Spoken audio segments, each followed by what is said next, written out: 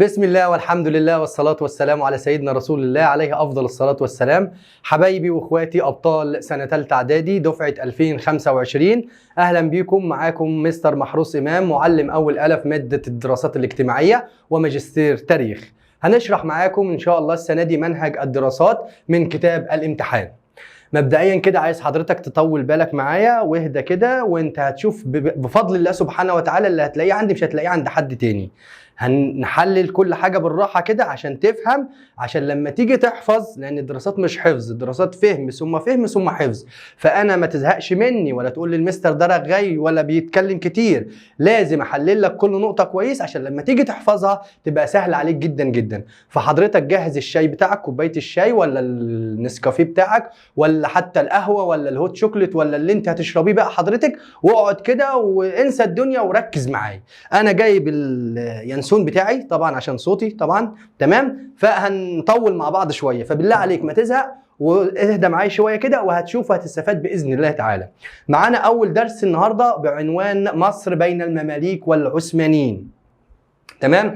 اخر حاجه لو انت فاكر درستها في تانية اعدادي لما خدت ايه دوله المماليك، والدوله دي تدهورت اوضاعها الاقتصاديه والكلام دون، وقضى عليها العثمانيين واخدوا منهم مصر. لو انت فاكر الكلام ده، مش فاكرين حاجه ما علينا، نبدا بالدرس بتاعنا. في الاول بيقول لك ايه بقى؟ الصراع بين العثمانيين وكل من المماليك والصفويين. شهد العالم الاسلامي في اواخر القرن ال15 وبدايه القرن ال16 صراع بين ثلاث قوى. معلش احنا مش هنحفظ، احنا هنحلل. القرن يعني ايه القرن؟ القرن يا شباب 100 سنة. القرن 100 سنة. تمام؟ بيقول لي شهد القرن اواخر القرن ال15. القرن يا شباب 100 سنة. القرن 100 سنة. طيب ماشي. هو احنا دلوقتي في سنة كام؟ 2025. 2000 كام؟ 2024 معلش، داخلين على 25. اعمار ايام بتعدي زي الهوا. تمام. في 2024 يعني احنا في القرن الكام؟ القرن ال21. عرفناها ازاي؟ بسهوله، عشان ما ندخلش في حوار كتير زود واحد على الرقمين دول. تمام. يعني لما اقول لك 1940 تقول لي في القرن الكام؟ القرن ال20. طب 1300 ومش عارف و50 يبقى القرن الكام؟ القرن ال14. طب سنة 900 يبقى القرن الكام؟ القرن العاشر، وهكذا. تمام. فحضرتك ده يعني معلومة كده ايه مبدئية كده. تمام. طيب هو بيقول لي هنا القرن ال15 اواخر القرن ال15 يبقى 1400 مثلا و90. ما هو القرن ال15 يعني كام؟ هننقص بقى، هو جايب القرن وعايز السنوات. يبقى القرن ال15 من 1400 ل 1400 مثلا 99، فاواخره يعني كده 1400 مثلا و90 مثلا يعني. وبدايه القرن ال16 يبقى 1500 وشويه. تمام. فبيقول لي ان العالم الاسلامي كان فيه صراع في اواخر القرن ال15 وبدايه القرن ال16 ما بين ثلاث قوى، ثلاث دول بيتصارعوا على زعامه العالم الاسلامي. زي لما اقول مثلا عندي ثلاث فرق بيتصارعوا على الدوري، الاهلي والزمالك وبيراميدز مثلا. ايه الثلاث دول او الثلاث قوى اللي بيتصارعوا على زعامه العالم الاسلامي؟ اول حاجه المماليك. تاني حاجه جماعه اسمهم الصفويين او الدوله الصفويه. ثالث قوه هي العثمانيين. تمام. دول بيتخانقوا مع بعض. هنتكلم في الاول على المماليك. المماليك اللي خدناها في سنه تانية اعدادي. تمام. دولتهم كانت بتحكم مصر وبلاد الشام. مصر وبلاد الشام، المنطقه دي اللي هي سوريا وفلسطين ولبنان والكلام دون، وبلاد الحجاز الحته دي، الساحل اللي هو قريب من البحر الاحمر، مش السعوديه كلها يا جماعه ولا شبه الجزيره العربيه كلها، الحته دي، وساحل افريقيا الشرقي. تمام. يبقى دولة المماليك كانت بتحكم مصر وبلاد الشام وساحل افريقيا الشرقي وبلاد مين؟ بلاد الحجاز. يبقى اذا موقعها كان موقع مميز جدا جدا جدا. فكانت دولة المماليك دي بحكم موقعها ده دولة غنية. دولة ايه؟ غنية. غنية ازاي؟ لان التجار الاوروبيين عشان خاطر يجوا من اوروبا هنا بالبضائع بتاعتهم عشان يوصلوا الهند كانوا بيعدوا على دولة مين؟ على دولة المماليك. ولما التجار الأوروبيين يعدوا على دولة المماليك بيدوهم فلوس. فكانت دولة المماليك دي دولة ايه؟ غنية اقتصاديا. لكن دوام الحال من المحال، الوضع اتغير. فجم جماعة هنا اسمهم البرتغاليين، دول دولة اسمها البرتغال كده، اكتشفوا طريق بيلف حوالين قارة أفريقيا كده ويوصل للهند اسمه طريق رأس الرجاء الصالح. رأس الرجاء الصالح. ده طريق بيمر حول قارة أفريقيا للوصول للهند. للوصول لمين؟ للهند. مين اللي اكتشفوا؟ البرتغاليين. فإذا أصبح التجار ما بيعدوش على دولة المماليك، فتعرضت دولة المماليك لأزمات اقتصادية ومالية. أزمات اقتصادية وإيه؟ ومالية. تمام؟ تاني يا جماعة، دولة المماليك كان موقعها موقع مميز جدا جدا، فلأنها بتقع في وسط في موقع جغرافي مهم جدا، بتسيطر على طرق التجارة العالمية. فلكن البرتغاليين اكتشفوا قلنا طريق رأس الرجاء الصالح دون، تمام، للوصول للهند.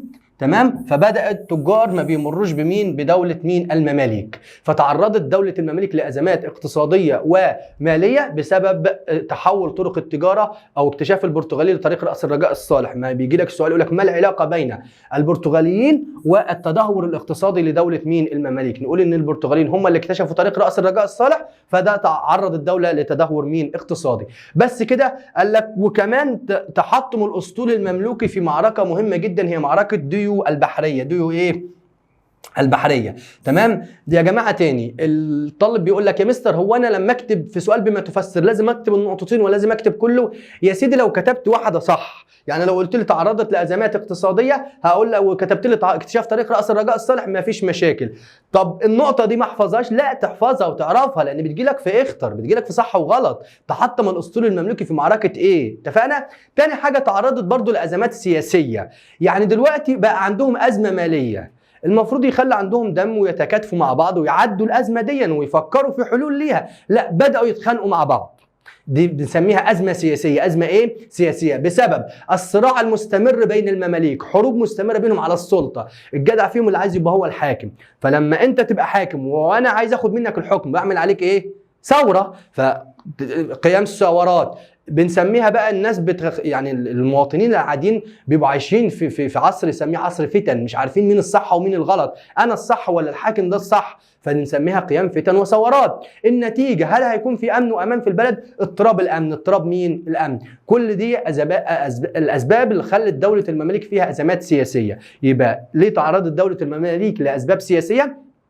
لأزمات سياسية بسبب الصراع المستمر بينهم على الحكم. تاني حاجة قيام فتن وثورات. تالت حاجة اضطراب مين؟ الأمن. النتيجة لكل ده ضعف القوة العسكرية. طبعا ما أنا لما أعمل عليك ثورة أكيد معايا قوات ومعايا ناس، وأنت ليك أنصار، ليك ناس تبعك، يعني هنبدأ نتقاتل مع بعض، هنضعف بعض. النتيجة هيجي واحد يضربنا احنا الاثنين وياخد مننا البلد اللي احنا بنتخانق عليها، وده اللي هيحصل بعد شوية. يبقى إيه النتائج اللي ترتبت على تعرض دولة المماليك لأزمات اقتصادية وسياسية؟ أدى ذلك إلى ضعف القوة العسكرية لدولة مين؟ المماليك. تمام. الدولة الثانية اللي كانت موجودة في الوقت ده هي الدولة الصفوية. الدولة إيه؟ الصفوية، ودي مركزها إيران جنب العراق كده، اللي هي بلاد فارس زمان، وعاصمتها مدينة تبريز، وهنتكلم عليها بعد شوية. نيجي بقى للدولة المهمة جدا اللي هي الدولة مين؟ العثمانية. الدولة العثمانية في الوقت ده مع بداية القرن ال16 اللي احنا بنتكلم عليه، كان بيحكمها شخص يسمى السلطان سليم الأول. سليم مين؟ سليم الأول. سليم الأول قلنا ده هو اللي كان حاكم الدولة العثمانية في الوقت دون.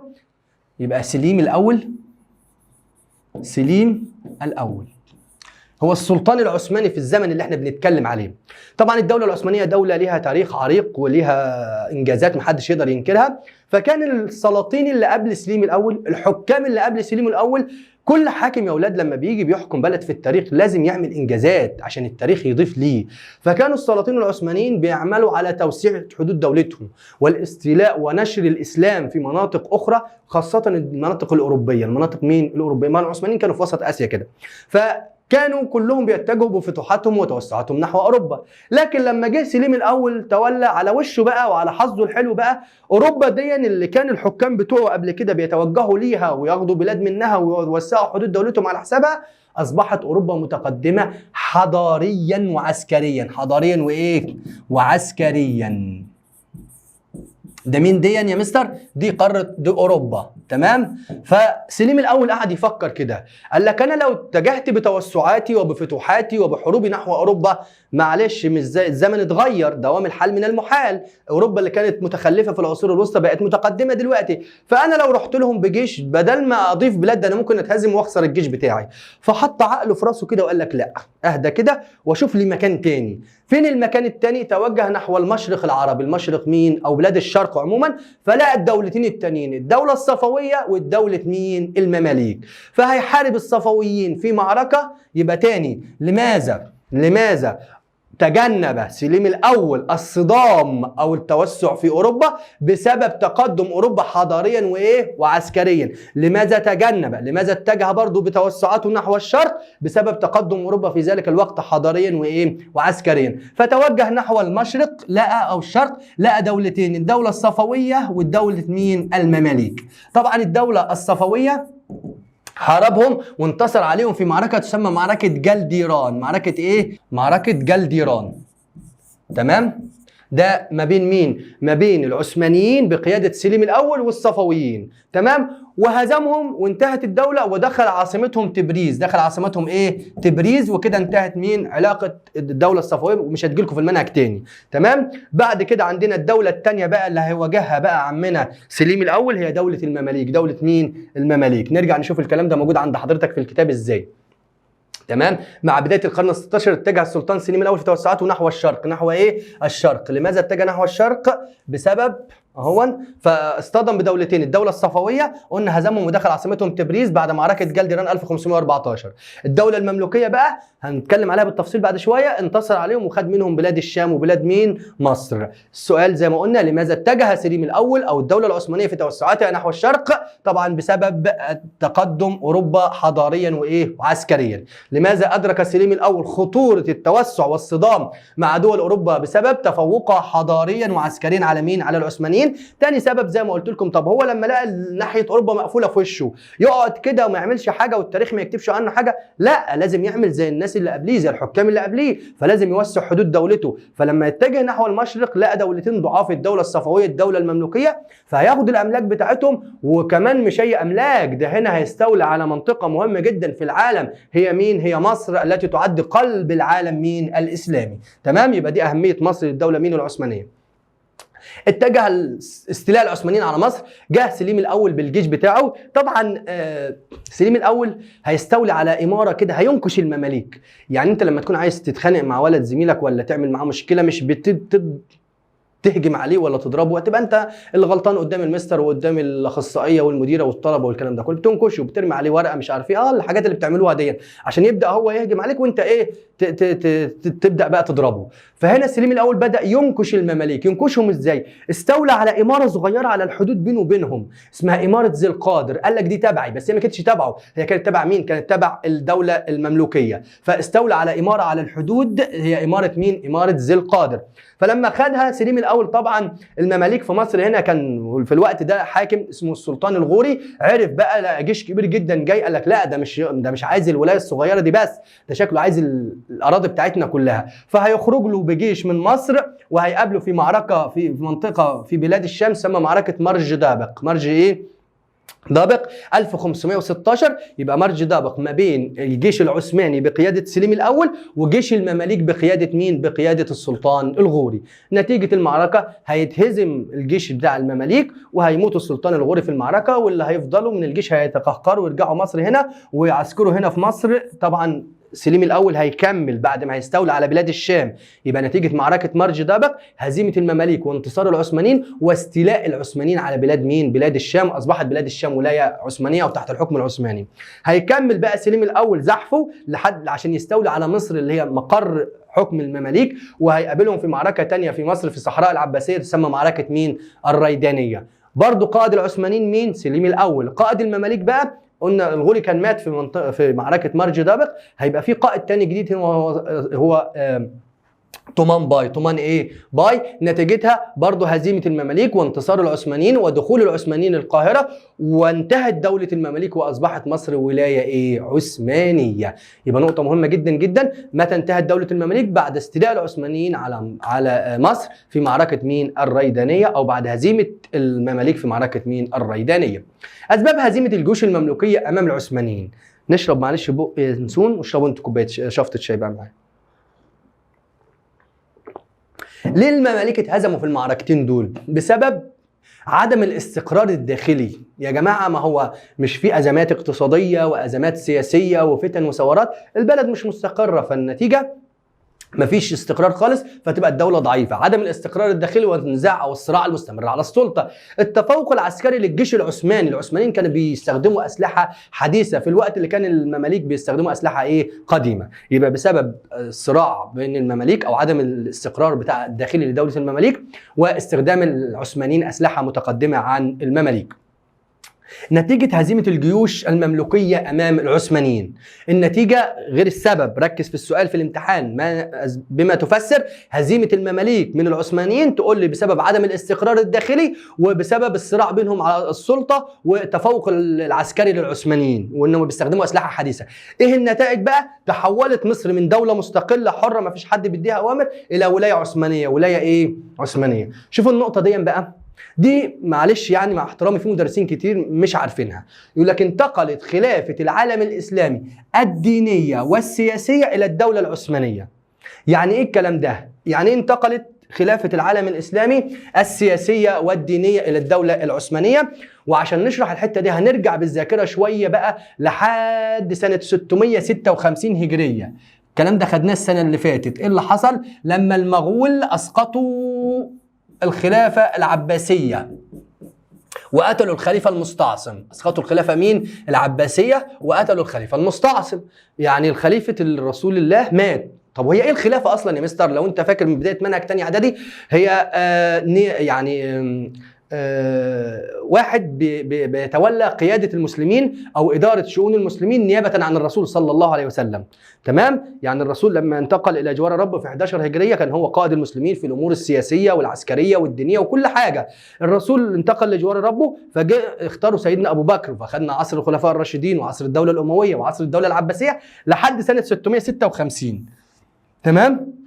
يبقى تاني، الخلافة رئاسة عامة في أمور الدين والدنيا. الدين والدنيا نركز في الحتتين دول. أمور الدين الناحية الدينية، وأمور الدنيا الناحية السياسية. يبقى دي الناحية الدينية والناحية إيه؟ السياسية. يبقى إذن الخلافة لها شقين، شق ديني وشق سياسي. تمام؟ طيب ايه القصة دي؟ لما المغول قتلوا الخليفة المستعصم، مين اللي وقف للمغول بعد كده وهزمهم لو أنت فاكر؟ المماليك في معركة عين جالوت أيام سيف الدين قطز. سيف الدين قطز بعد المعركة اتقتل بسبب مؤامرة، وتولى بعديه شخصية مهمة جدا خدتها السنة اللي فاتت، هي شخصية الظاهر بيبرس. الظاهر إيه؟ بيبرس ركن الدين بيبرس لو أنت فاكر. من ضمن الحاجات اللي عملها أحيا الخلافة العباسية في مصر. أحياها إزاي؟ بيبرس ده لما بعد طبعا ما هو وسيف الدين قطز هزموا المغول في معركة عين جالوت، بقى أصبح المماليك هم أشهر وأعظم وأقوى دولة إسلامية في الوقت ده. ففكر ان هو يعمل نفسه خليفه، هو اقوى شخص في العالم الاسلامي. فالمستشارين اللي حواليه قالوا له ما ينفعش، لان انت اصلك ايه؟ مملوك، الناس مش هتقبلك. طب اعمل ايه؟ قالوا له تدور على حد من البيت العباسي اللي اتهزم في بغداد اللي هم تابعين للخليفه المستعصم وتجيبوا تعيينه خليفه. قال لهم ازاي؟ انتم مجانين؟ اجيب انا بنفسي واحد يبقى اعلى مني؟ ما هو المفروض الخلافه ده اعلى سلطه في العالم الاسلامي. قالوا له لا يا مولانا السلطان، انت هيبقى منظر بس قدام الناس، وانت هتبقى الحامي ليه. هيبقى يا دوبك هو بيملك السلطه الدينيه اللي هو ندعي له على المنبر ونكتب الجوابات باسمه والخطابات باسمه، لكن السلطه السياسيه الحكم والتعيينات والقياده الجيش والكلام ده هتبقى ليك انت. تمام؟ يبقى اذا اول واحد اخترع الموضوع ده هو الظاهر بيبرس. فبيجيب واحد من البيت العباسي ويعينه خليفه قدام العالم الاسلامي كله، ويبقى هو حامي الخليفه. فاصبح الخلافه شقين او سلطتين، سلطه دينيه وسلطه ايه؟ سياسيه. الامراء وعلى نفس النهج ده ونفس الطريق كل الامراء المماليك استمروا بنفس الطريقه. تمام؟ فاصبح في سلطتين، سلطه دينيه وسلطه ايه؟ سياسيه، لحد ما جه سليم الاول بقى وهزم طمان باي في معركة الريدانية. خد هو بقى السلطتين، السلطة الدينية والسياسية. كان في خليفة في الوقت ده مش مذكور عليك اسمه ولا ليك دعوة بيه، قال له روح انت كده، روح اقعد في بيتكم وانا اعلن نفسي خليفة العالم الاسلامي كله. يعني انا هملك بقى السلطتين اهي اللي موجود عند حضرتك بقى. انتقلت الى العالم الاسلامي السلطه، انتقلت خلافه العالم الاسلامي الدينيه والسياسيه الى الدوله مين؟ العثمانيه. واعلن سليم الاول نفسه حامي حمى الحرمين الشريفين اللي هو الحرم المكي والحرم المدني، والجميع رعاياه مين؟ المسلمين. تمام؟ ثالث نقطه من نتائج هزيمه المماليك من العثمانيين ان العثمانيين سيطروا على العالم العربي بشقيه الاسيوي والافريقي اللي خدتها السنه اللي فاتت. تمام؟ طيب بعد كده عندنا النقطة اللي بعد كده، ملامح الحكم أو الحياة في مصر إبان الحكم العثماني. يعني وضع مصر، العثمانيين هيحكموا مصر إزاي؟ العثمانيين حكموا مصر 4 قرون، 4 قرون من 1517 تمام لحد ما نشوف 1900 وكام و14 بعد كده. يقول لك كان حكمهم جامد راكد. يعني ايه جامد راكد يا جماعه؟ اهو جامدا راكدا. جامد يعني مش قوي، لا جامد يعني زي الميه المتجمده مكانها اللي مفيش اي تغيير، تروح وتيجي والعالم بيتقدم واوروبا حضاره والكلام ده كله، ودول زي ما هم مفيش اي حاجه خالص. يبقى عانت فيه مصر واصبحت مصر فيه ولايه معزوله محدش يعرف عنها حاجه كده، وعن التاثيرات الحضاريه والتقدم اللي موجود في قاره اوروبا. في قاره ايه؟ اوروبا. تمام. يعني يعتبر الحكم العثماني كان وبال على مصر. تمام. اول حاجه الحياه السياسيه. الحياه ايه؟ السياسيه. ركز في الحته دي. هنا معلومه اسرائيليه طول عمرنا متعودين ان احنا ما بنقولهاش، ما بتجيش في الامتحان، بس دي بالذات لازم نشرحها ونقولها عشان تفهم السؤال اللي جاي بعد كده. بيقول لك وضع العثمانيين نظام للحكم من عده هيئات. سليم الاول لما جه مصر وخدها وضمها للاملاك بتاعته واصبحت ولايه عثمانيه، المفروض ان هو بيسيب حد يحكمها يسمى والي او يلقب بالوالي. زي انا لما يكون عندي سلسله مطاعم وكل شويه بفتح فرع في مكان، بروح افتتح المطعم ده الفرع دون وبعمل احتفالات ودعوات ومش عارف ايه والكلام ده كله، وبعد كده بسيب الفرع ده لحد بيديره وبرجع مين؟ الفرع الرئيسي. تمام. طيب سليم الاول بقى،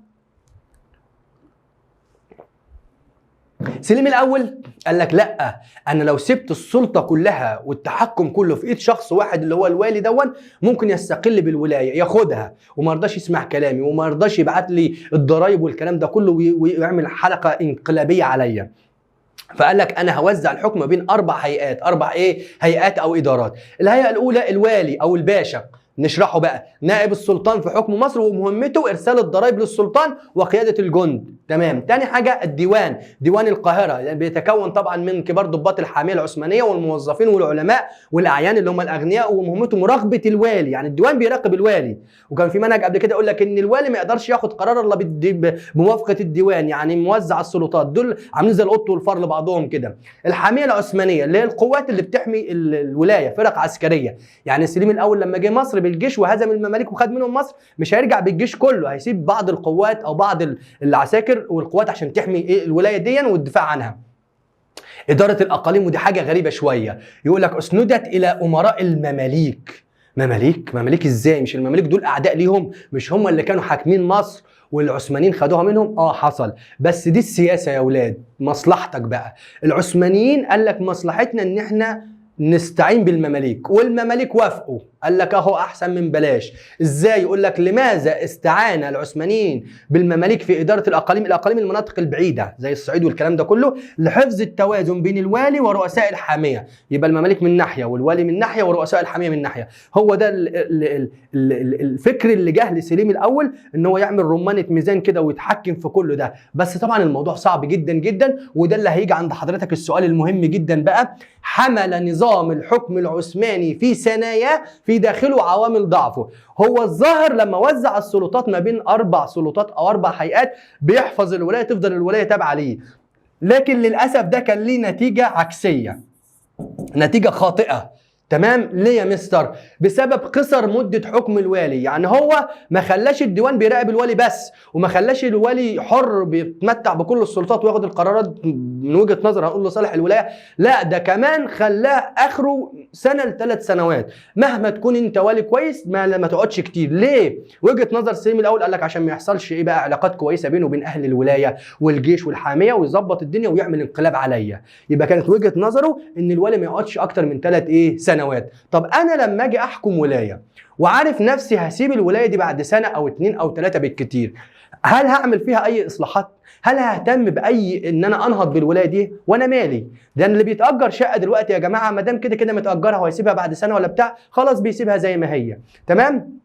تاني حاجة زيادة سلطة الديوان والحامية. الديوان والحامية كان ليهم سلطات بتنافس الوالي شوية، فالوالي مش حر. تمام. فتاني نقطة بس هشرحها لكم تاني، يبقى تاني معلش، حمل نظام الحكم العثماني في ثنايا عوامل ضعفه بسبب قصر مدة حكم الولي كانت قصيرة من سنة ل3 سنوات. تاني حاجة بسبب زيادة سلطة الديوان ومين والحامية العثمانية.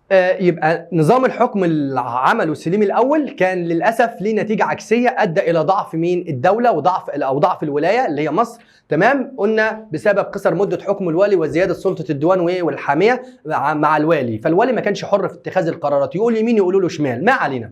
النتيجة بقى في الآخر لما بدأت الدولة تضعف مع مرور الزمن والسنين، بدأ بكوات المماليك، بكوات يعني لقب بك يا جماعة، ألقاب بتاعت المماليك، يتطلعوا للعودة إلى حكم مصر مرة تانية.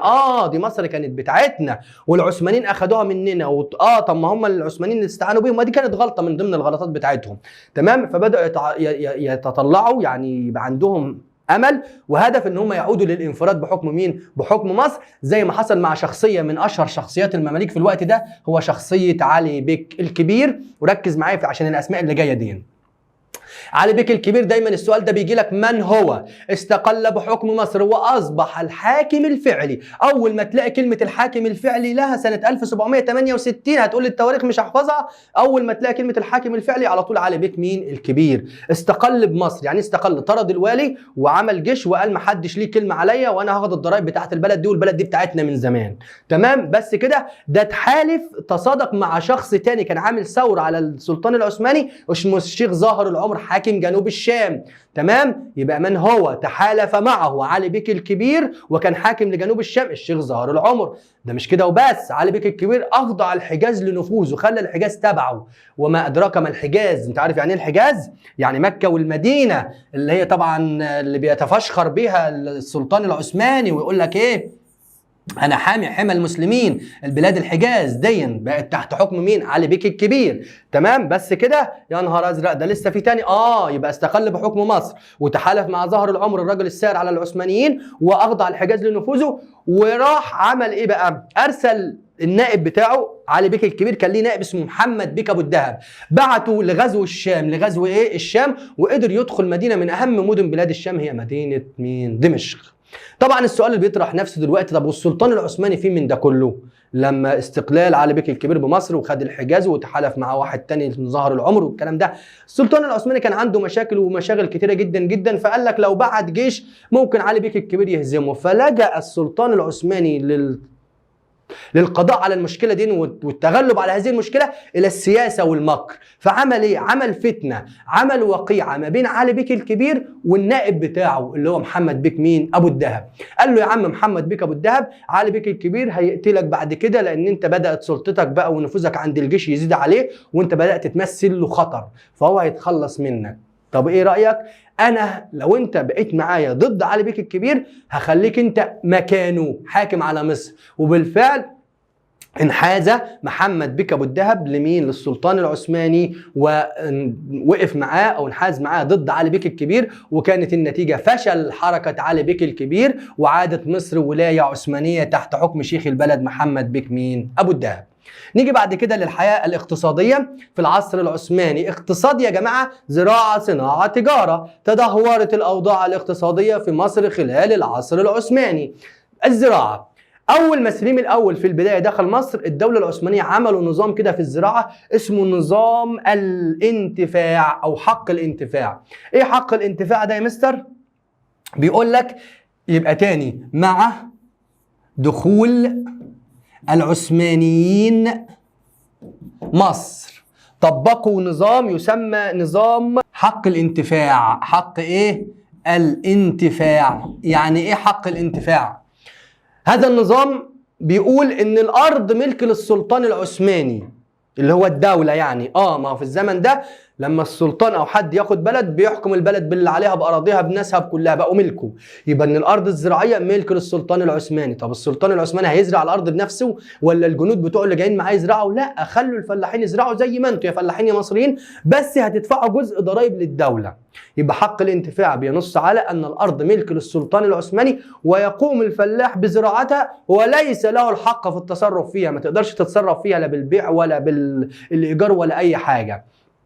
زي لما انا اجيب لك كده عربيه واقول لك اشتغل عليها اوبر وهنقسم الايراد بالتلت، انا تلت والعربيه التلت وانت التلت، تمام؟ انت كده بتستنفع، بتاكل عيش من وراها، بس هل تقدر تبيعها ولا الكلام ده كله؟ لا. يبقى ده مع دخول العثمانيين مصر طبقوا نظام حق الانتفاع، حق ايه؟ الانتفاع، تمام؟ بعد كده مع ضعف الدولة، لما بدأت الدولة تضعف في القرن ال17، في منتصف القرن ال17 طبقوا نظام جديد اسمه نظام الالتزام. ايه الالتزام؟ ركزوا معايا عشان اشرح لكم الحتة دي، انا قلت لك ما تملش واشرب شاي يلا بقى عشان تركز معايا. احنا قلنا ان الفلاح بيزرع الارض وبيدفع عليها ضرائب، فتيجي الدولة بعد الموسم الحصاد تبعت مندوب ليها في جميع الارياف والبلاد المصرية عشان يجمع الضرائب. طبعا اللي هناخدها بعد شويه الولاه او المسؤولين ما كانوش بيهتموا باي حاجه في الزراعه، لا بيحفروا ترع ولا بيطهروا الترع القديمه ولا بيعملوا سدود ولا بيعملوا جسور، والدنيا بايظه وفيضان مغرق الارض والدنيا ما فيش خالص. فبناء عليه الفلاح مش قادر يزرع الارض ولا في انتاج، تمام كده؟ فيجي المندوب عشان يجمع الضرايب يقول لك مثلا انت راجل مثلا بتزرع 10 افدنه، هقول عليك مثلا 100 جنيه ذهب. يعني انا بزرع 10 افدنه، تمام؟ بياخدوا عليها 100 جنيه ذهب مثلا، ده الضرايب مثلا اللي انا ايه عليا. فلما يجي المندوب ده ويقول لي اديني ال 100 جنيه ذهب اللي عليك، اقول له لا حضرتك انا كنت بديهم لك لما كنت بزرع 10 افدنه، لما كانت الدوله بتهتم والميه بتوصل للارض بتاعتي. دلوقتي الترعه اتردمت واتسدت ومفيش ميه بتوصل لي، فانا بزرع 5 افدنه بس، فمالكش عندي الا 50 جنيه، واللي زي واللي زي واللي زي كل الفلاحين. فالمندوب يرجع للوالي مفيش، بدل ما يرجع له مثلا ب 100,000 جنيه يرجع له مثلا ب 50,000 جنيه. فالدولة هنا في أزمة. فهنا بقى يظهر بقى الأشخاص العديم الضمير، يظهر شخص اسمه الملتزم. ايه الملتزم ده يا جماعه؟ مش ملتزم يعني محترم يعني كويس اقول لك انت طالب ملتزم، لا ده في حاجه تانية خالص. ده شخص بيلتزم قدام الوالي يقول له يا عم الوالي ما تقولش هم، هي المنطقه اللي حواليا دي انت ليك فيها ضرايب قد ايه؟ يقول له منها 10,000 جنيه ذهب، يقول له انا هديهم لك اهم يا عم اتفضل. يا راجل لله وللوطن كده؟ لا يا حبيبي، انا هديهم لك وهجمعهم انا من الفلاحين، مالكش دعوه مني ليهم. تاني حاجه كمان، انا في حته الارض بتاعتي ال 500 600 الف فدان دول مش هدفع لكم عليهم ضرايب.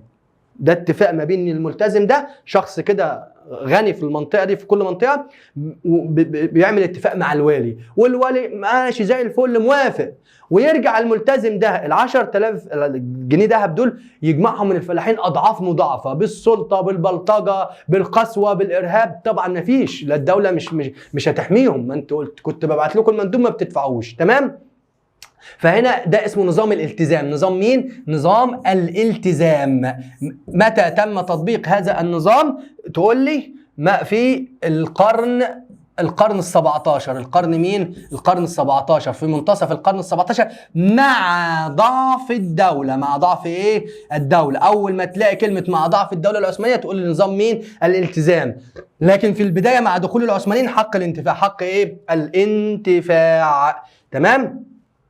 وطبعا تدهورت طبعا الزراعة في مصر في العصر العثماني، وتدهور معها المجتمع الريفي كله بسبب كثرة الضرائب المفروضة على الفلاحين.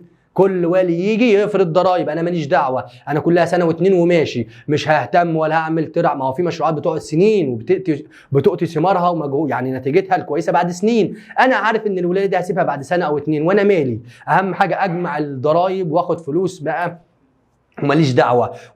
وتعسف وظلم الملتزمين في جمعها. الملتزمين كانوا ناس وحشين جدا بيجمعوها بالظلم والبلطجه. اهمال الطبقه الحاكمه اللي هم الولاه والحكام الاقاليم لتنظيم الري واقامه السدود وحفر الترع، تمام؟ طيب الصناعه، دايما يا جماعه في الاقتصاد بنقول زراعه صناعه تجاره، يا ريت بالترتيب. تدهورت الصناعه بسبب تدهور الزراعه، ما هو انا باخد ماده خام زراعيه بصنعها بعد كده بتاجر فيها، فتدهورت الصناعه بسبب تدهور الزراعه. تاني سبب لتدهور الصناعه في العصر العثماني ان سليم الاول يا اولاد لما جه مصر لقى شويه تحف وانتيكات وحاجات هاند ميد كده يدويه جميله جدا جدا، عجبته خدها. يا عم ماشي خدها الله يسهل لك. المشكله مش خدها وبس، قال لك لا هاتوا لي الصنايعيه اللي ايديهم تتلف في حرير دول، الصنايعيه المحترفين الصنايعيه الشاطرين عشان يجوا معايا العاصمه بتاعه الاستانه عشان يعملوا لي حاجات زي كده.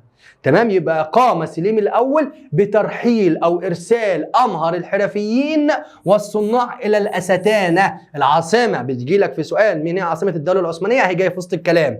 تمام. طبعا ده خلى ان اصبحت الصناعه في مصر يدويه رديئه بسيطه وحشه يعني. تمام. لانه خد الصناعيه الشاطرين اللي هم امهر الحرفيين. نيجي بعد كده للتجاره. تجاره نوعين، تجاره داخليه وتجاره ايه خارجيه زي ما خدنا من ابتدائي. طبعا كسدت التجاره، يعني حلو لفظ كسدت ده، في ناس كتير مش فاهماه. لما تروح السوق، المكان اللي فيه البيع والشراء والتجاره، دايما بتلاقي فيه رواج، ده بيبيع وده بيشتري واصوات عاليه، وده بينزل بضائع وده بيدفع كاش وده فيزا وده مش عارف ايه، دي اسمه رواج واصدار.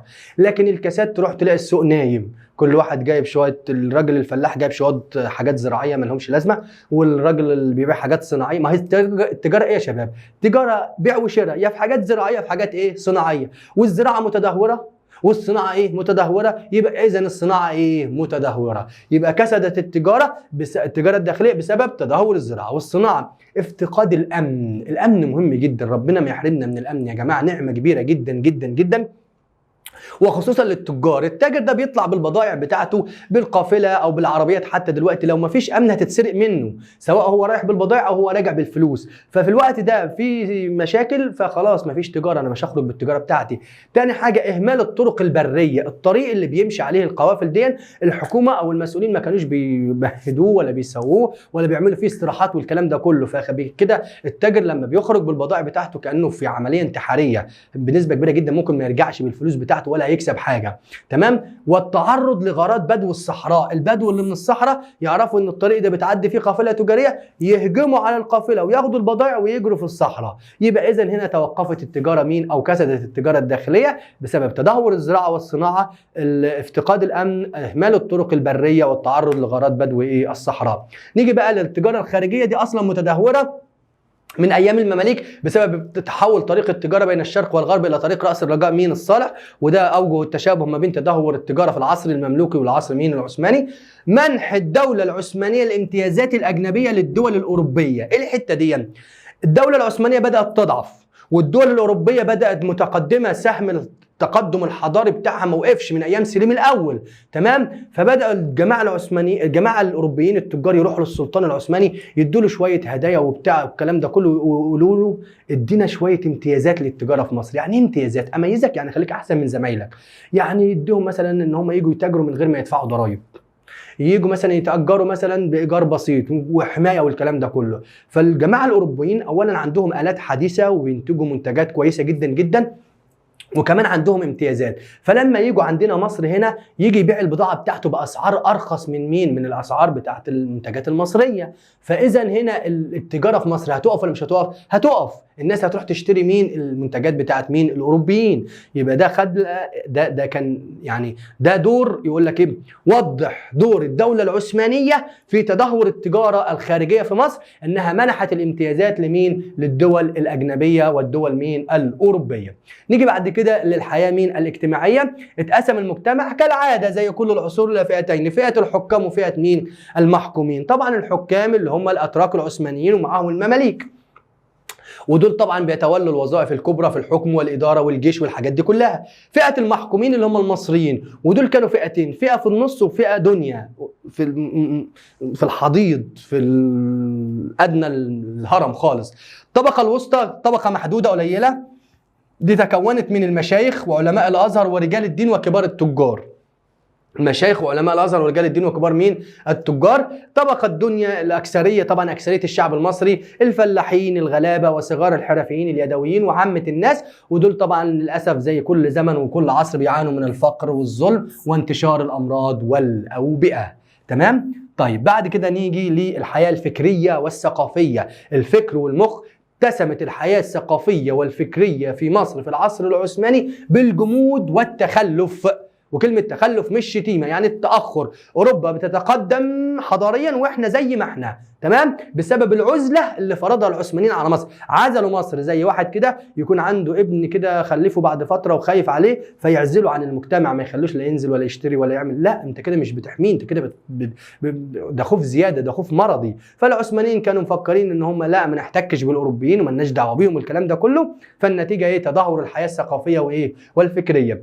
ايه النتيجه اللي ترتبت على تدهور الحياه الفكريه والثقافيه في مصر؟ اهتزت مكانة الأزهر. ليه الأزهر؟ لأن الأزهر هو مركز العلم والثقافة في الوقت ده.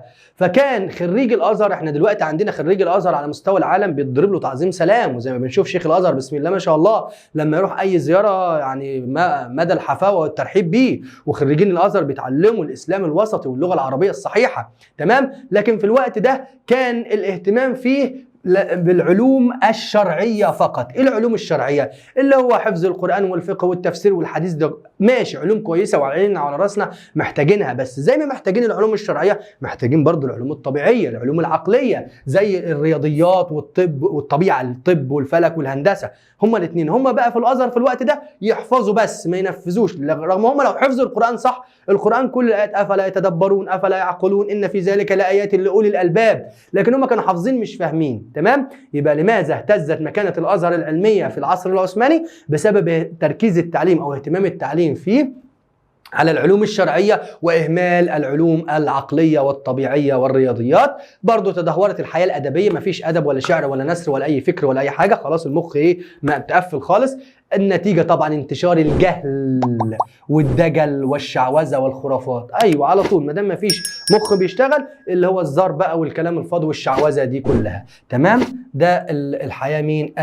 الثقافية والفكرية. وكده نكون خلصنا الدرس بتاعنا، هو مصر بين المماليك والعثمانيين. يعني حاولت على قد ما اقدر ان انا ما اطولش عليكم عشان ما تزهقوش مني، واتمنى ان انتوا تكونوا فهمتوا الدرس كويس. اتفرجوا على الفيديو مرة واثنين، ولو اي سؤال اكتبوا لي في التعليقات وابعتوا لي زمايلكم. وشكرا والسلام عليكم ورحمة الله وبركاته.